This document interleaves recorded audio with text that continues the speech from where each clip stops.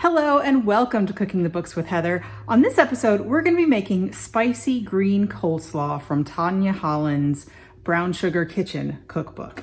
And we have a plan to use this with another recipe, but tomorrow. So we're going to go ahead and make this today. You can make the vinaigrette and keep it for about 3 days. You can just put the slaw together and keep that for a couple days and it will be fine. So we're going to use this tomorrow. I'm going to go ahead and make this today.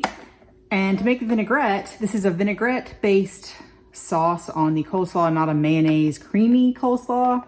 So we're making a vinaigrette today in, well, if I can, there we go.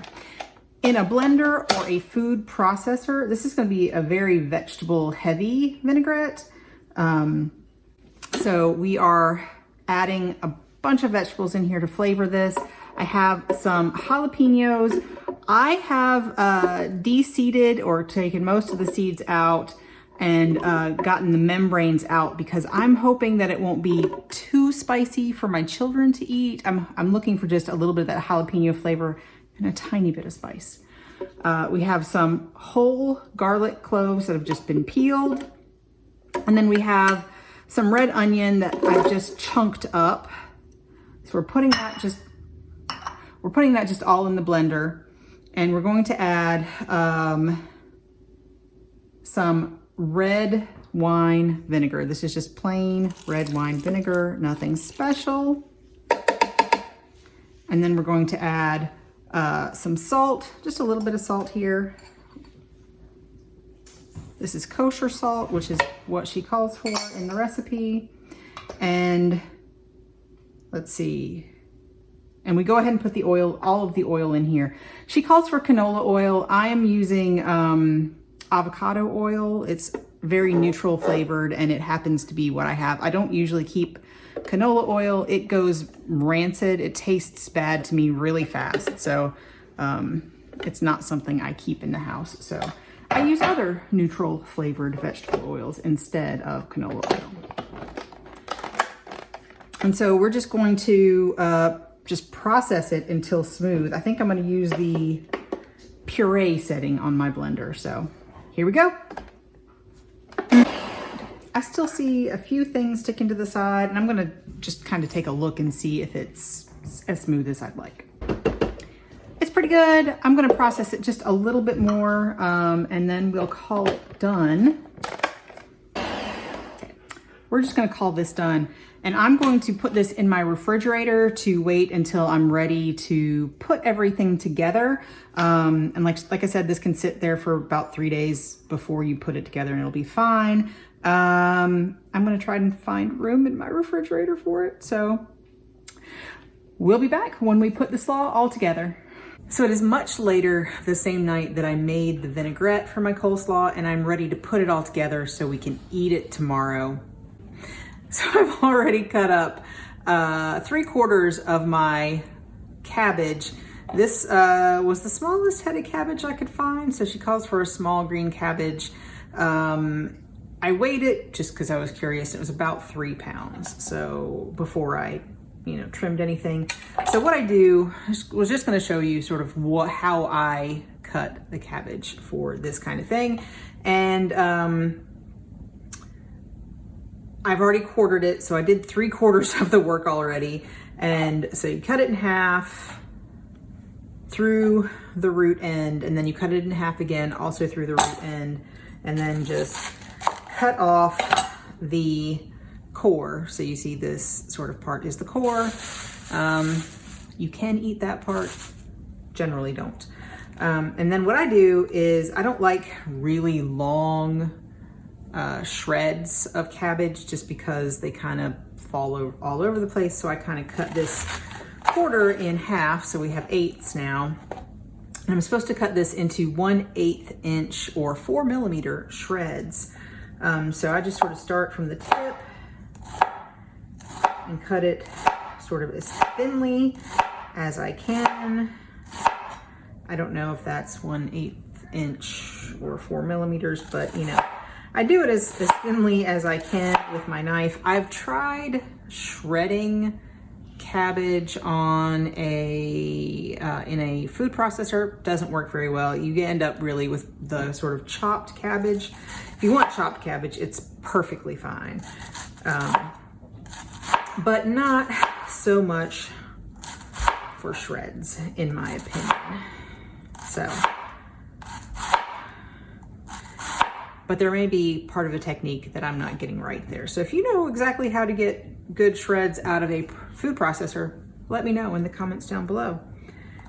So I'm gonna finish cutting this up.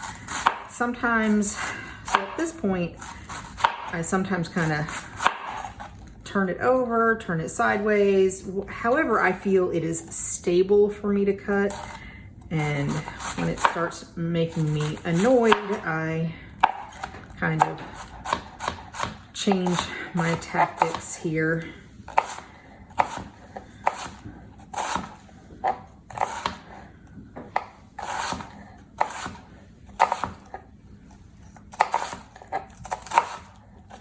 So I get to this point and then I'm like, I get kind of annoyed with it and just sort of try to get it as chopped as I can here. So I'm doing that now.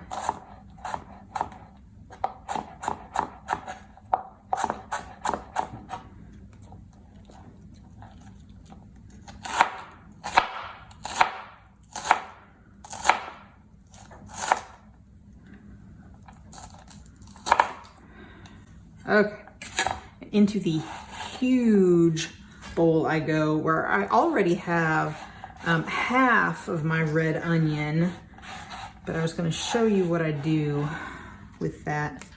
Okay, so I've already chopped up half of my red onion. We're also looking for the same size shreds, and I always do it sort of root to stem. I think that's the stem. Just because they tend to get, doesn't sort of fall off your, it's not as slippery that way. Anyway, so trying to do as thinly as I can with this.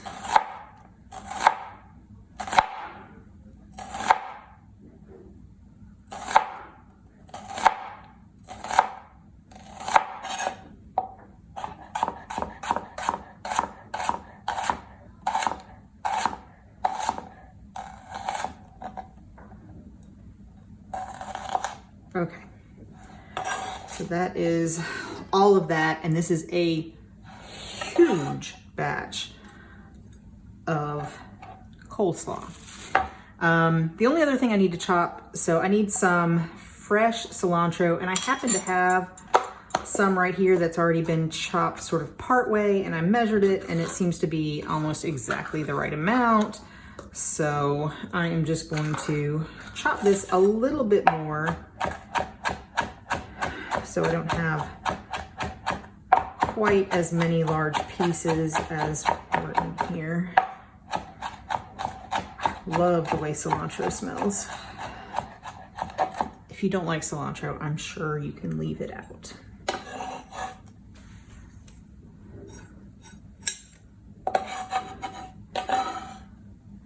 All right, so there we have all of our fresh vegetable ingredients. So I'm gonna move my bowl up here and I'm gonna get rid of my trash. And I'm gonna grab our dressing. So the only other things I need to add to this before I add the dressing is we have some celery seed, which is pretty common in coleslaw. I don't know that I love it, but I'm gonna add it. Some more salt that we just add to this. I think I'm gonna add a little bit more than she calls for, honestly, because I don't think there's enough salt for us. Our salt is not super salty, and there wasn't a lot of salt in the dressing, so I'm just going for it right now. And I'm just gonna put, I'm not gonna measure the pepper. I'm just sort of gonna put a good amount of pepper in here.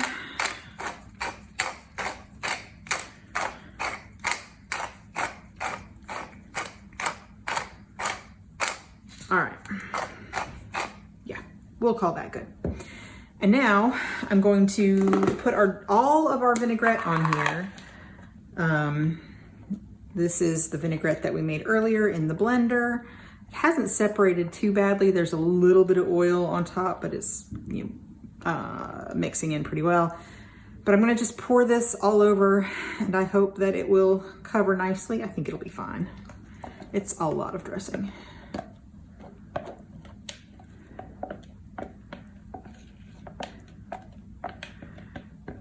All right. And we're going to try to get this all coated, mixed up and coated in the dressing.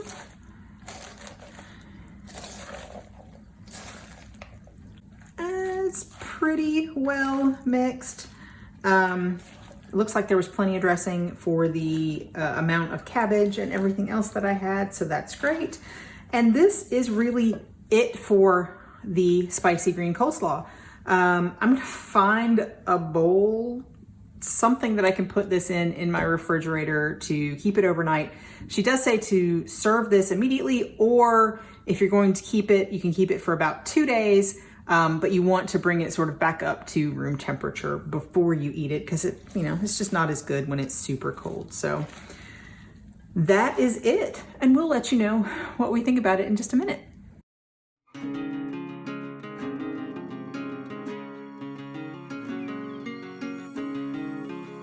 On this episode of Cooking the Books with Heather, you watched me make spicy green coleslaw from Tanya Holland's Brown Sugar Kitchen cookbook. I have to say, ours was not spicy, and that's because I'm sure I took out the seeds and the membrane. So that's where most of the spice from a pepper is. So really, with the amount that it made, the amount of coleslaw it was, it's a lot of coleslaw. It is like 16 cups approximately of coleslaw, because I filled up 2 large plastic containers. There was not at all really any spice to it. My kids did not complain one bit about it. So if you like spice at all, definitely you can just leave the seeds and the membranes in the jalapeños. So that's fine. Also in my batch, I felt like there was not enough salt. My salt may be less saltier than hers by volume. I've talked about this several times, just because I use the Diamond kosher salt, which is usually sort of has more air in it. So by volume, it's slightly less salty. By weight, it would be the same. And I used a volume measurement. She doesn't include a weight measurement. So, that's what we have there. And I have to say, it's just not the kind of coleslaw we like. We do like a bit of a creamy coleslaw most of the time. So it was not our favorite. It was good on the sandwich, and it was, I think our modifications to this recipe would be definitely more salt, and probably needed a little more acid for our tastes, because it was just kind of bland.